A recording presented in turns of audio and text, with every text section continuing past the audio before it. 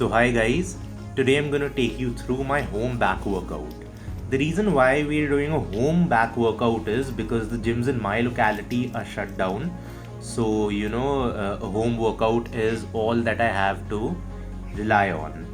And इसमें most of the weight that I have, in fact all the weight included is around 40 kilos, जिसमें से usable weights are only 20 kilos. So I do have to rely quite heavily on calisthenics. Now in the gym, I can do pull-ups and chin-ups with around 20 to 30 kgs for between 4 to 6 repetitions. So I am trying to achieve fatigue over here in the 5 to 8 rep range, and that is why I have opted for the archer chin-ups, because I don't really have the option to add that much of weight. I mean, I have around 20 to 30 kilos, but it's really cumbersome to carry it down and around when I'm going to work out outside the house.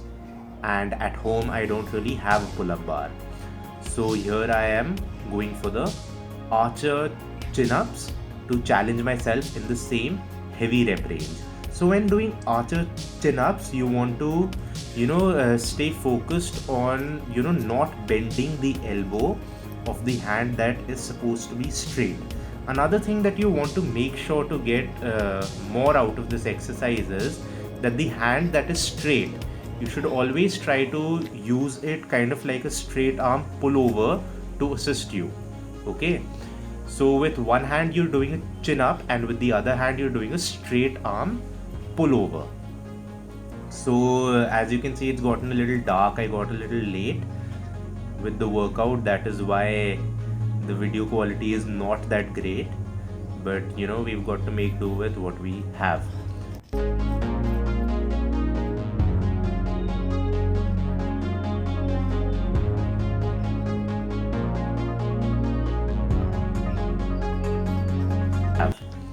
So the next exercise after this that we're going to go for are the pull-ups.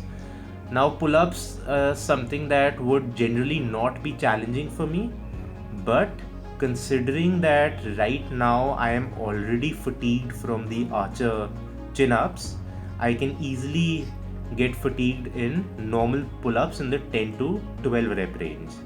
And the reason why I am not going for any specific number of reps on the pull-ups and a rep range of somewhere around 10 to 12 is because when it comes to higher repetition sets, I'm not that great at it, and I find it hard to hit an exact number of 12 or 15 repetitions every set.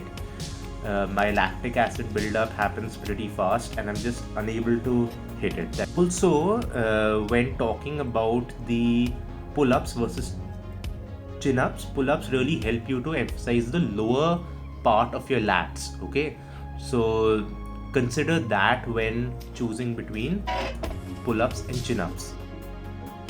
Next we come on to the dumbbell rows. Now as I told you, my only usable weight is of 20 kgs. Okay, so that is the highest I can go, and my dumbbell row is at somewhere around 40 kgs. So this is not a great option for me, but I only have this 20 kg dumbbell, so I go higher on the repetitions over here, somewhere around 20 repetitions per set if I'm not wrong, trying to focus on form. Also, because I only have a lighter weight, I try to pull as explosively on the way up and control the weight on the way down. So what that does is that pulling explosively allows me to recruit the most amount of fibers in my back. Also, now that we've shifted the workout back home, you can see that the quality has improved drastically of the videos. These higher repetition sets are kind of new to me. I've never trained in such high rep ranges, and I must say it was more of a challenge on my cardiovascular system than anything else. I was getting quite breathless, and the muscle pump though was pretty good. You can see my veins popping out and everything. So yeah, the muscle pump was pretty good, and systematic fatigue wasn't that much, but yeah, I was pretty out of breath. When doing the dumbbell row, one thing that you can always, in fact you should always keep in mind is that there's no reason to swing the dumbbell forward in front of your body. Okay, take it straight down and straight up. Gravity is pulling the weight straight down, and so you should also pull the weight straight up. Now, after hitting all the compound exercises that I could in my given scenario, I have moved on to isolation now. This is my 10 kg dumbbell. It looks bigger than the 21, but it is honestly lighter. It's a PVC dumbbell filled with cement, and I cannot do dumbbell curls with 20 kgs, so this is great for me. When it comes to isolation movements, remember all the stress of the weight is falling on only one joint, particularly your elbow joint in this case. So you need to remember to keep the form strict, not overload with too much of weight. Stick to ideally higher repetitions of 8 plus. Never drop below 8, never go for 1 rep maxes unless and until it is required competitively, because there is honestly the risk to reward ratio is not worth it. Okay, instead try to keep your back straight, chest out and core tight, and be as strict with your motion as possible.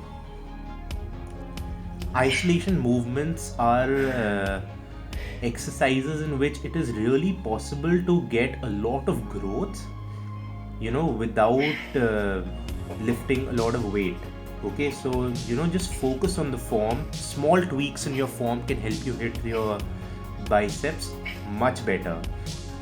If you see my form over here, I would have ideally gone with a slightly lower weight, 7.5 if I had the option, but I did not. And you can already see with the 10 kg dumbbell, my elbows start tracking forward in the last few reps. That is not a good sign, but I don't have a weight any lighter than this.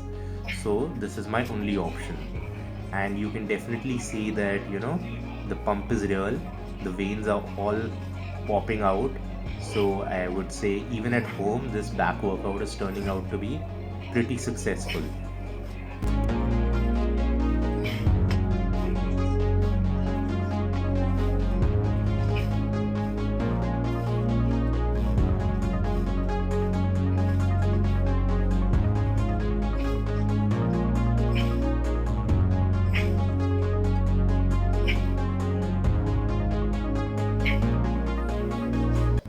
So moving on to the last exercise of today's workout, that's going to be the hammer curl.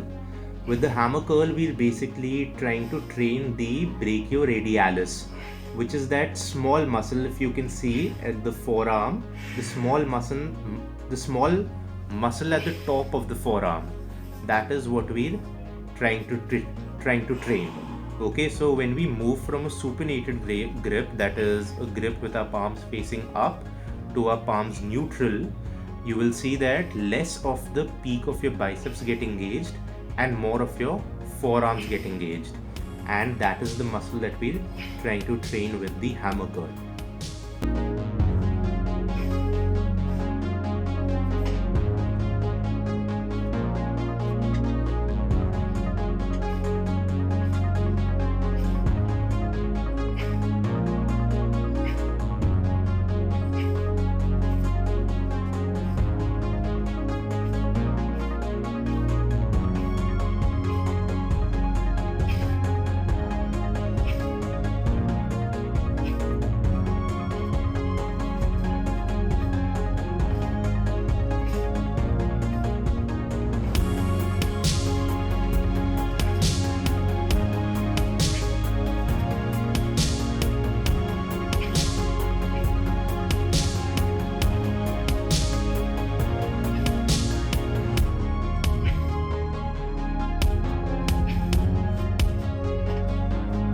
So that's it for today's video, guys. We've successfully trained the back and the biceps. Our physique looks great. We did not have a lot of equipment, but we made it work, and that's what my advice is going to be for you guys too. Work with whatever you have. You may not have a dumbbell, you may not have a bar, but you got to make whatever you have work for you. As you can see, even at home, our physique is looking pretty impressive. So stay safe, stay strong, and keep growing, guys. All the best.